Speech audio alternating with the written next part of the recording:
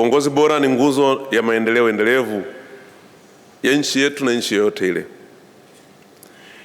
Hivyo ni jukumu letu sote kama taifa kuhakikisha tunakuwa na viongozi bora wenye sifa na uwezo wa kuongoza kimkakati, yani strategic leadership. Hili litafanikiwa kwa kuwa na mikakati thabiti ya kuwajengea na kuwaendeleza viongozi kama hivi ambavyo inafanyika. Mikakati hii ni pamoja na kuwa na programu maalum za kuendeleza viongozi wa ngazi za juu na wanaochipukia katika sekta ya umma na sekta binafsi, lakini pia katika taasisi mbalimbali za serikali. Na ninafahamu kwamba taasisi ya uongozi imeanza maandalizi ya kuwa na programu maalum ya kuwawezesha viongozi chipukizi, Emerging Leaders Program. Viongozi hawa ni muhimu sana, kwani wana kipindi kirefu cha kutumikia taifa letu wakati wa sasa na baadaye. Hivyo kuandaa na kuwajenga mapema kutasaidia serikali kuwa na kundi kubwa la viongozi ambao wanaweza kupatikana pale wanapohitajika kuhudumu katika nafasi mbalimbali za uongozi. Napenda niipongeze sana taasisi kwa kutambua umuhimu wa kuwa na programu hii muhimu kwa viongozi chipukizi. Rai yangu tu hapa ni kuangalia namna ambavyo wanaweza wakapambana na mazingira ya ukubwa wa gharama, ili ushiriki wao washirikishe, kwa sababu hawa vijana wengi wao hawana ajira za uhakika, lakini wakichelewa watayakosa haya mafunzo, lakini taifa linawasubiri na wao wana muda mrefu kama tulivyosema wa kuweza kutoa huduma. Ndugu wahitimu na ndugu wageni waalikwa, dhima kuu ya maadhimisho ya mahafali ya 8 ya programu ya uongozi ni kukuza uongozi wa mabadiliko, kwa maana ya transformational leadership, kwa maendeleo endelevu barani Afrika. Dhima hii ni muhimu kwetu sote, kwani uongozi wa mabadiliko unazidi kutambulika kama msingi wa kufikia maendeleo endelevu ya jamii na kiuchumi, haswa katika muktadha wa Kiafrika. Ajenda ya Umoja wa Afrika 2063 inaonyesha viongozi wana changamoto kubwa ya kujenga bara la Afrika lenye taswira bora zaidi na yenye maono ya Kiafrika Afrika tunayoitaka, kwa kupunguza vikwazo vinavyorudisha nyuma maendeleo ya bara la Afrika. Tanzania na Afrika kwa ujumla inahitaji viongozi wa kimageuzi katika kuhamasisha juhudi za pamoja kuelekea kutimiza malengo ya pamoja, kwa kuhamasisha uvumbuzi, kuongoza mabadiliko katika nyanja za kiuchumi na kijamii, pamoja na kuandaa na kutekeleza sera zinazokuza maendeleo jumuishi na endelevu ya bara la Afrika. Ndugu wahitimu, sote tunatambua kwa viongozi wa mageuzi, transformational leaders, wana sifa ya kuwa na maono, yani vision, na kuleta mabadiliko. Wana uwezo wa kufanya maamuzi ya kimkakati, kuibua fursa mpya za maendeleo, kuwasilisha na kushawishi mipango ya muda mfupi na mrefu ya kukuza uchumi na kuboresha hali ya maisha ya jamii zetu. Natumaini mafunzo mliyoyapata yatawasaidia kuwa na maono, kusimamia utekelezaji wa mipango yetu, pamoja na kupima na kufanya mapitio ya matokeo ya utekelezaji wake. Aidha, ni matumaini yangu kwamba mtakuwa na uwezo mkubwa wa kutambua fursa na kuchangia katika kuweka mazingira mazuri ya kiuongozi yatakayochochea kuleta maendeleo endelevu nchini mwenu.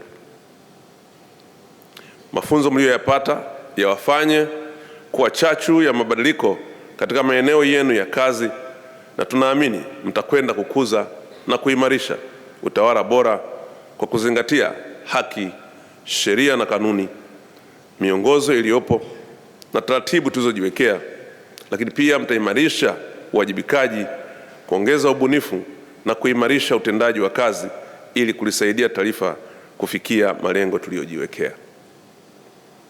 Ndugu wahitimu na ndugu wageni waalikwa, ili kufikia malengo makuu ya kuleta maendeleo endelevu Afrika, ni muhimu na ni vema taasisi ya uongozi kuongeza kasi ya kupanua wigo wa programu zake ili ziwafikie viongozi wengi zaidi wa Afrika. Na katika kuhakikisha programu hizi zinakuwa jumuishi na endelevu barani Afrika, ni vema ukaandaliwa mfumo bora na rafiki wa kuchangia gharama hizi kama nilivyosema awali. Aidha, natambua kuwa mmeshaanza kufanya hivyo na leo tuna wahitimu kutoka nchi nyingine za Afrika.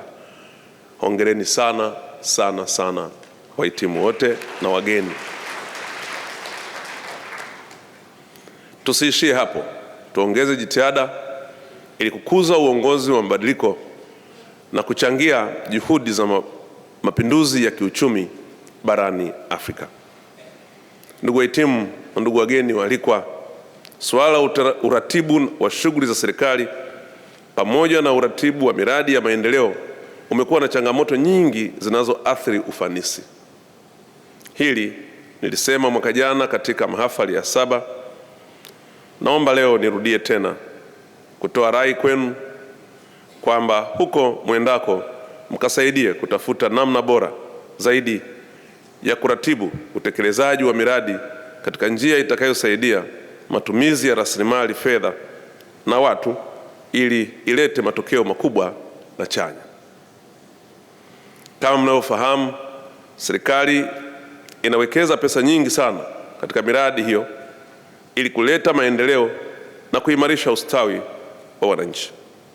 Jambo hili litawezekana kama tutaimarisha mawasiliano na mahusiano na wadau, lakini na masuala mengine ya maendeleo ndani na nje ya mipaka yetu, kwa sababu katika kufanya hivyo ndio tutajenga uimara na sustainability ya miradi ambayo tunaitekeleza.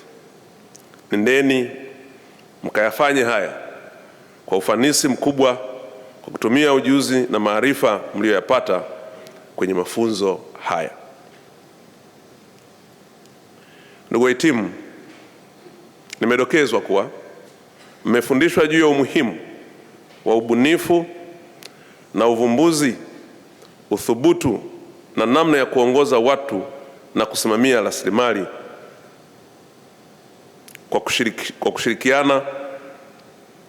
kushirikishana na kushirikiana, kuheshimiana na kutenda haki. Lakini pia mmefundishwa masuala muhimu ya maadili na utawala bora pamoja na athari za rushwa katika kutekeleza majukumu yenu kama watumishi. Yote haya yatoshe kusema sasa tunataka kuona utumishi bora wenye misingi imara na thabiti ya kiuongozi. Hatutegemei kuona mnaowaongoza au nyie wenyewe mkijihusisha na masuala ya rushwa, ubadhirifu, uzembe, uvivu na vitendo vya unyanyasaji ndani na nje ya kazi. Tunatarajia ninyi muwe chachu na mstari wa mbele wa mabadiliko kwa sababu mmepata fursa ya kupata mafunzo haya muhimu. Nendeni mkatende haki, mkafanye maamuzi sahihi yatakayosaidia kuondoa kero za wananchi na kuboresha utoaji wa huduma.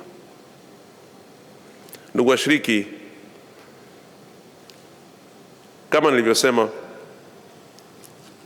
na kwa wale ambao tumesikia wakiwawakilisha makundi yote yanayohitimu leo, kwangu mimi nimefurahi kuona ushindani mkali, na MC ameliki kusema kwamba wale wa certificate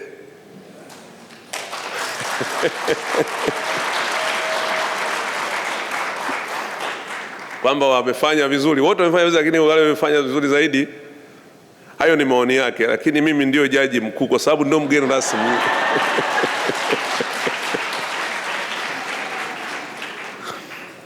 Mimi nimeona uwezo mkubwa kwanza ya presentation,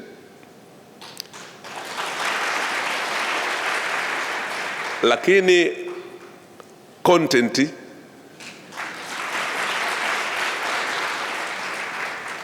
lakini namna ambavyo zimekuwa delivered. Ninaweza nikapanga wa kwanza mpaka wa mwisho, lakini hakika nimeona mfanano kwa sababu zimetoka from one source. Imefanana kwa maudhui na kwa uzito na kwa staili ya presentation. Kwa hiyo mimi niwapongeze wawezeshaji wenu au walimu wenu, ndio waliopata maksi nyingi. Taasisi hii imeanzishwa kwa lengo la kuwajengea viongozi uwezo. Nchi yote duniani, miradi ya serikali, shughuli za serikali zote zinategemea usimamizi bora wa viongozi. Lengo letu kubwa ni kuhakikisha kwamba viongozi wana uwezo mkubwa wa kusimamia mashirika, kusimamia shughuli za serikali na vile vile taasisi mbalimbali zikiwa hata za mashirika ya asasi za kiraia, lakini vile vile na private sector. Tunaangalia mambo makubwa matatu. La kwanza kabisa ni kwamba viongozi hawa wana uwezo wa kusimamia mashirika. Hapo tunaongelea mifumo, sheria, kanuni, taratibu na vitu tunaita kama business processes. Lakini kwa upande mwingine tunaangalia uwezo wa kusimamia watu. Unapofanya kazi na watu wanakuja katika modules mbalimbali, katika hali mbalimbali, ni muhimu sana kuhakikisha kwamba unakuwa na uwezo wa kuwasimamia watu pamoja na diversities na mchanganyiko mbalimbali wa mambo wanayofanya. Lakini kuna la mwisho ambalo linaitwa personal leadership. Personal leadership ni kwamba wewe mwenyewe kama kiongozi unapaswa ujijengee sifa za kiuongozi. Viongozi wengine wanaweza kupata nafasi lakini wamezipata kabla hawajajengewa uwezo. Kwa lengo letu ni kwamba kiongozi asipwae kwenye nafasi yake. Asipopata maarifa ambayo mengine yanapatikana darasani, mengine kwa uzoefu, mengine wanaita kwa exposure, kiongozi anakuwa na nafasi kubwa, na wakati mwingine ndio wanasema unakuta kichwa ni kikubwa kuliko nini? Kuliko maarifa alionayo. Kwa matokeo yake wananchi ndio wa mwisho kuumia. Kwa hiyo lengo letu ni kuondoa hiyo gap iliyopo kati ya nafasi kiongozi alionayo na uwezo wake wa kushikilia ile nafasi. Kwanza ni mafunzo ya namna gani kuwa kiongozi ambayo utaleta mabadiliko chanya kwa jamii unayoiongoza. Mimi kama msimamizi mkuu wa utawala wa kodi nchini, kwanza yatanisaidia kujenga mahusiano mazuri sana na walipa kodi, lakini yatatusaidia kuboresha mifumo, kuboresha utendaji kazi wetu, na mwisho wa siku tutakuwa na mamlaka ya mapato ambayo ipo kwa ajili ya walipa kodi, ipo kwa ajili ya wananchi, na ambayo inaisaidia nchi kuwezesha biashara zikue, lakini kukusanya kiasi kikubwa ambapo mwisho wa siku tutaifanya nchi yetu jitegemee. Mafunzo haya kwangu ni nyenzo muhimu sana kwenye kukabiliana na mazingira ya sasa. Tunajua wote teknolojia inabadilika, tunapitia mabadiliko mbalimbali ya kidunia, mabadiliko ya tabia ya nchi. Sasa kupitia mafunzo haya nimejifundisha kuongoza, kuwa leader katika kipindi hiki ambacho kina mabadiliko tofauti. Teknolojia, sasa hivi tunaona kabisa kuna mambo ya generative artificial intelligence. Namna gani unaweza kulead, kuongoza watu, kuongoza mitambo, kuongoza process katika kipindi hiki cha mabadiliko haya ya dunia.